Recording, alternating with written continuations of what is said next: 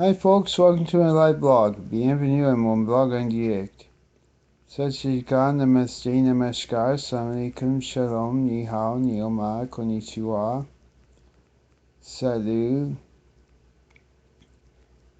hola, hello. What else am I thinking about now? Alrighty. I guess it's not that important,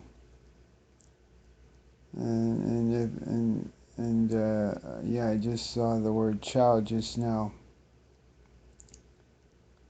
Works for both Portuguese and Italian. Of course, depending on how you,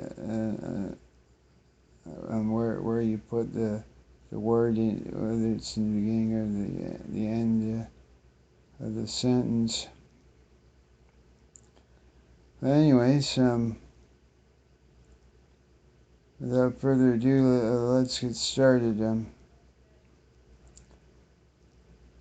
For those of you who are watching, I hope you've had a great Canada Day and a great Independence Day for those American viewers watching this broadcast.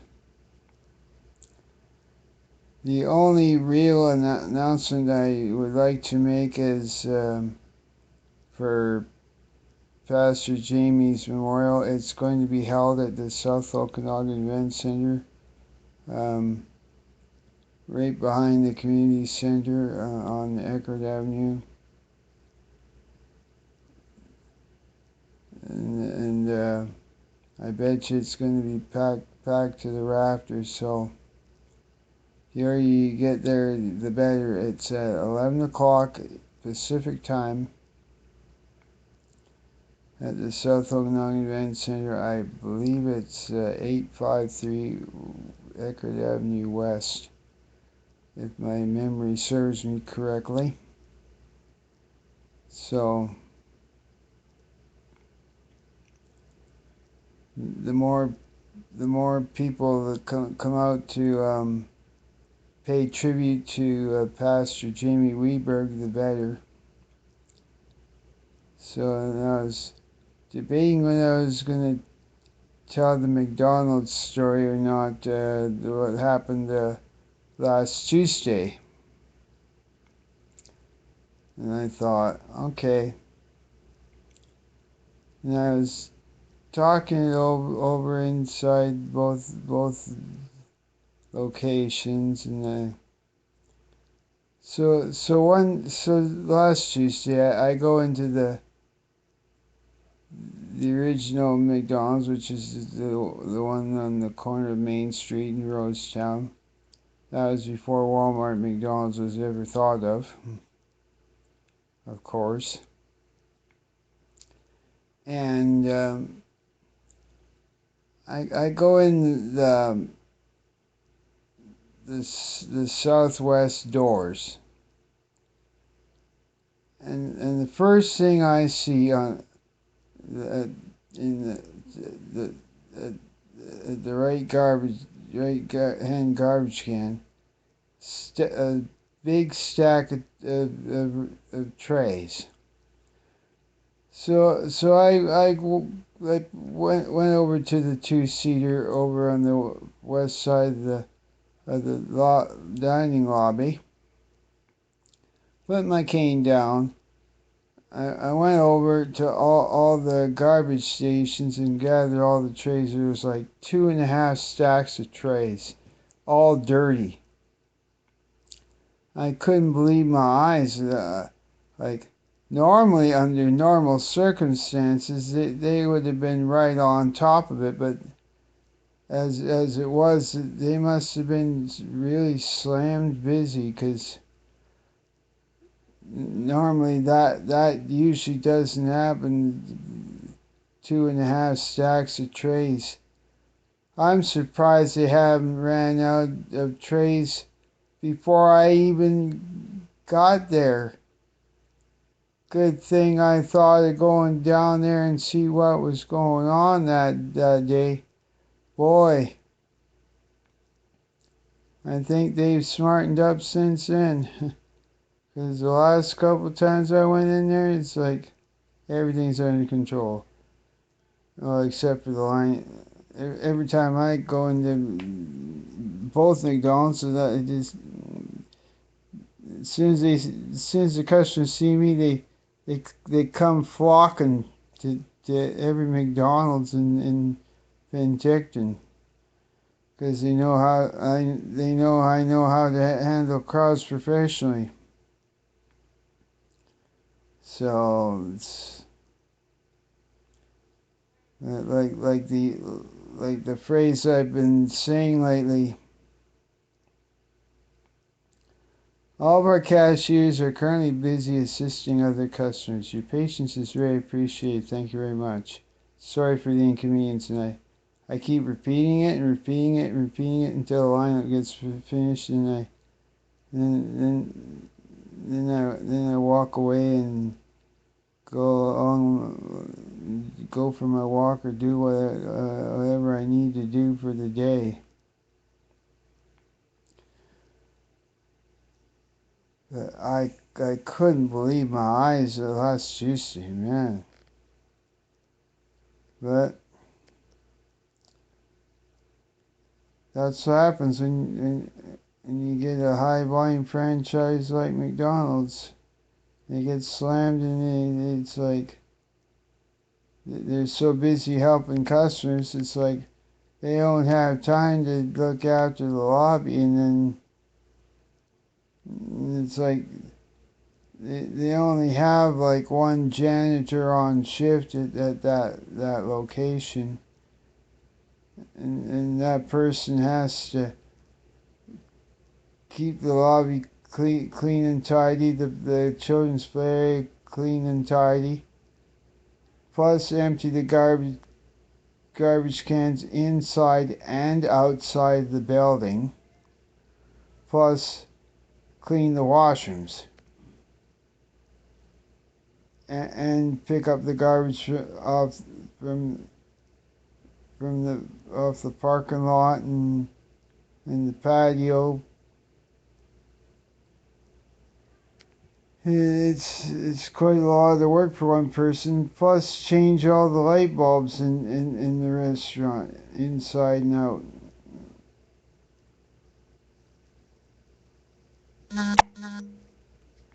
Yeah, I'm gonna make that silly Facebook notification disappear. That's why my finger was in the way for a sec.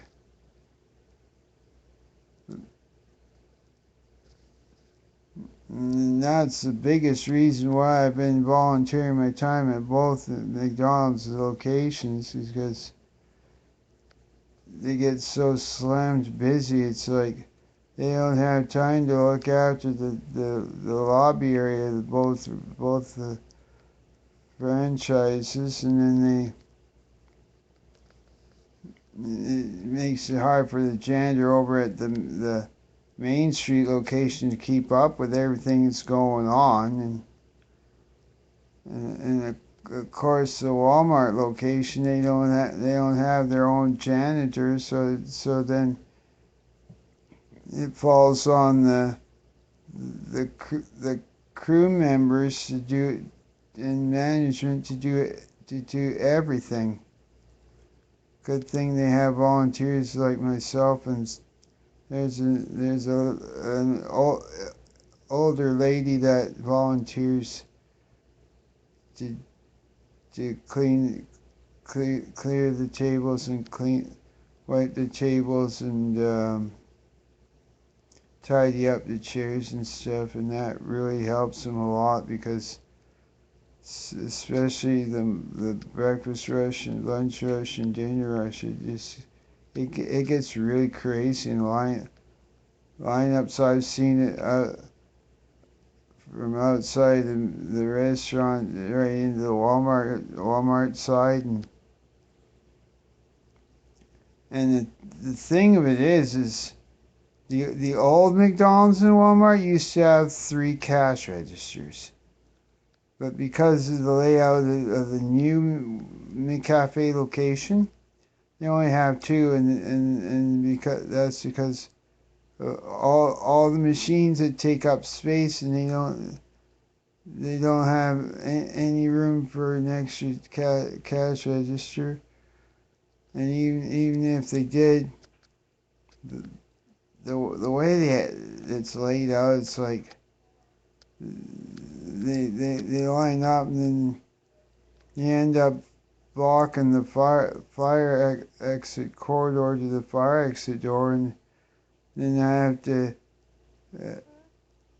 report to management that's happening for them to deal with it, because of course I'm not in my security guard uniform. And if I was in my security guard uniform, I would have dealt with it myself. It's just, there's there's certain things I can do when I'm in a security guard uniform. There's certain things I can and can't do when I'm not in uniform, and so it's a very fine line that I have to keep in mind when I'm in civilian clothes. So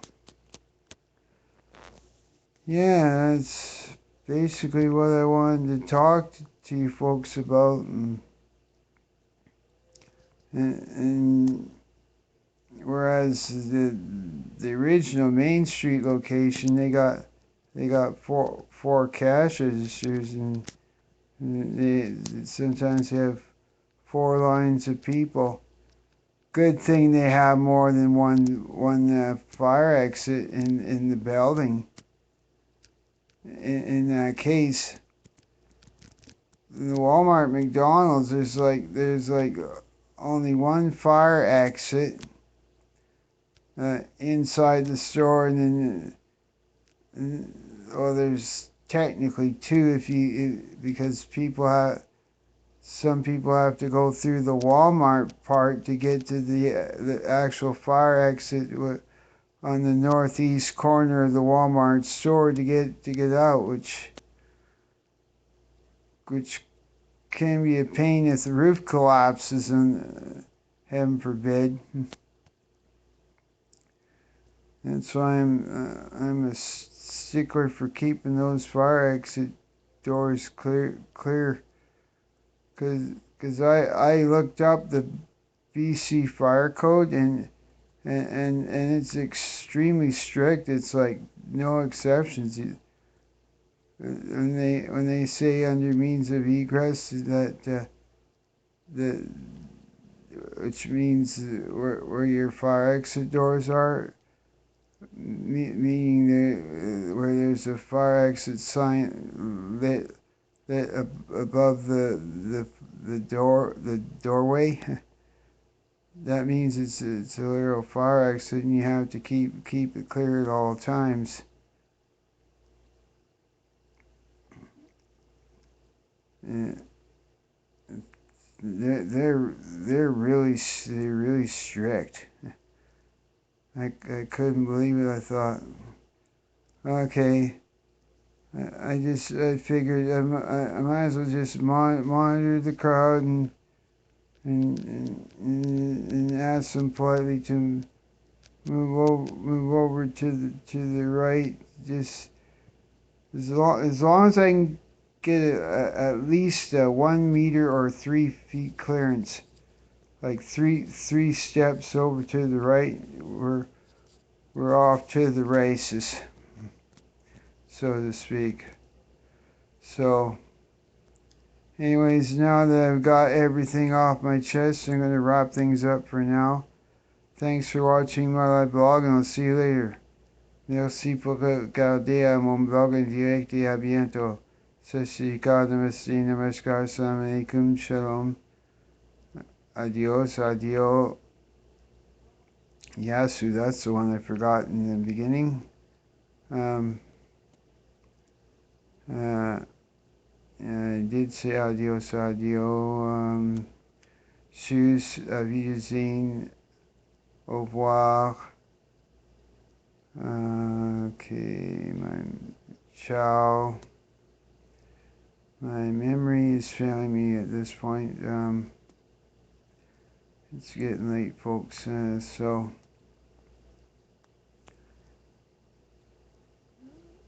whenever I try to think about it, I guess it's not important, but sorry if I missed your culture, because I'm human and I do forget, and also that I don't know how to greet people in every culture. I do some, and I do my best to greet that each culture in their language, if I happen to know it at the time. But usually the universal language is bowing. It, I figure if I bow to the cultures, I figure that's good enough, and usually that gets me by 9 times out of 10. So, anyways, I'm gonna wrap it up for now, folks. Bye for now.